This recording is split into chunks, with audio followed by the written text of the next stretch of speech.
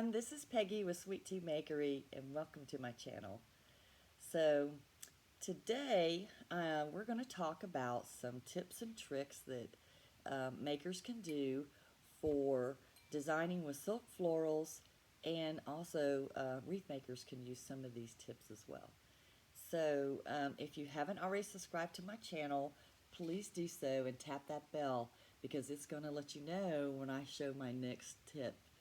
So I'm a self-taught floral artist. I don't know if you want to call it that or not, but I've been doing florals for about 30 years. And a little bit of my background, just quickly, was in about the 90s. I went through certification for interior decorating. And so I found during that process that, of course, the florals were outrageous. So a lot of times when I was doing that work, I would do my own florals, in addition to doing them for my own personal home, because I certainly couldn't afford them either. So that's kind of how I got started doing the florals, and they're wonderful to add for home staging and, of course, for your personal home decor. So today's tip is going to be about floral foam.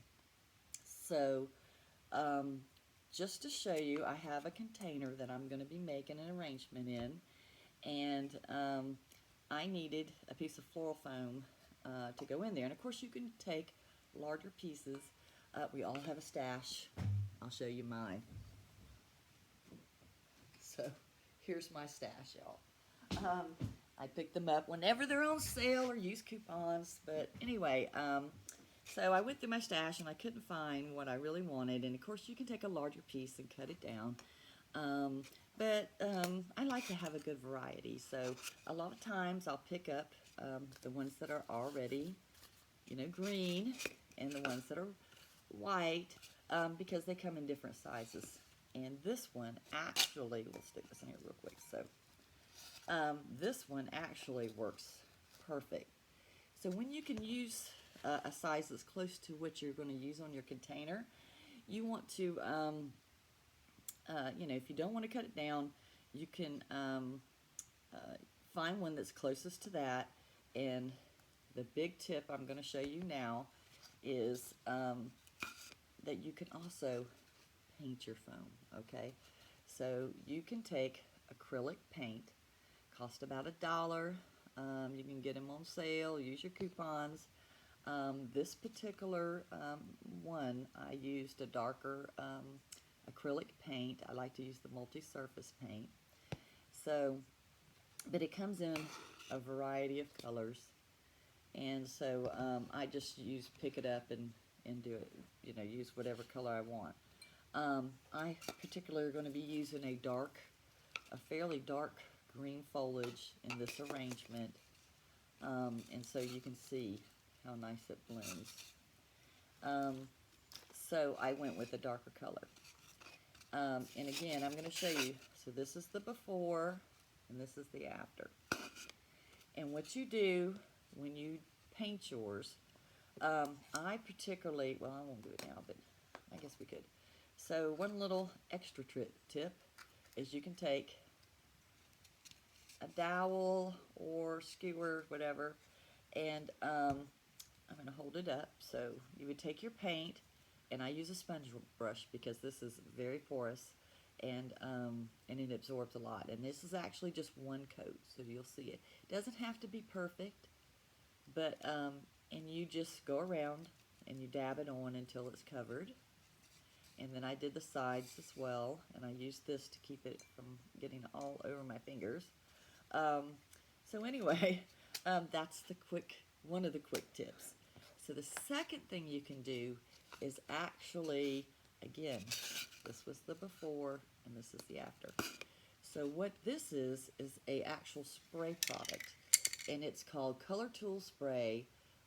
It's made by Design Master, and I love this stuff. I've put a link in my description below in case you're interested in purchasing this. So with this spray, It is formulated to use with silk florals. Now, it can be used for many different things, not just foam. It's used all through floral design. So, with silk florals and fresh florals, actually. So, but for this particular tip and application, I used it for my foam. So, this is one coat. It dries in like 5 minutes. So, the most important thing you need to know about this foam is that you need to do this in a well-ventilated area. I have a gas stove, so I have a pilot light, and I do not do this inside my house. I go out to the garage, make sure there's no equipment running out there. My husband does a lot of woodworking, so no, I don't want any sparks. But if it's a warm, nice day, I go outside actually and just take a box lid or box, and I lay my foam down, and then you want to spray about, I want to say about 18 inches. It tells you on here 15 to 18 inches, I think. Can't read it. Need better glasses. But anyway, so this is just one layer of this foam. And you can see it comes pretty close, or close enough. And so the particular one, my go-to color is called Basil. So that's what I use. And then I'm just going to show you. So just quickly, I just want to give you a feel for, so I don't, you can just use this if you want, but it's not very attractive. So I always moss, of course, moss mine, but I just wanted to show you this part so that you can kind of get a feel for how well it blends. So you'll see, so you know, when you do florals, you don't want your foam to show. It just gives it a much more professional and designer look when your foam isn't showing.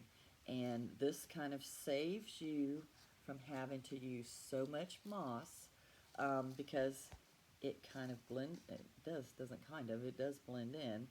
And so that kind of fools the eye. So if you have any questions or comments, please let me know. If there's anything you want to learn, put them in the comments below, and maybe I'll feature it on my Maker Monday tips and tricks. So for now, if you want more tips and tricks that are coming up, subscribe to my channel, tap that bell, and we'll see you again on Maker Monday. Have a blessed day. Bye.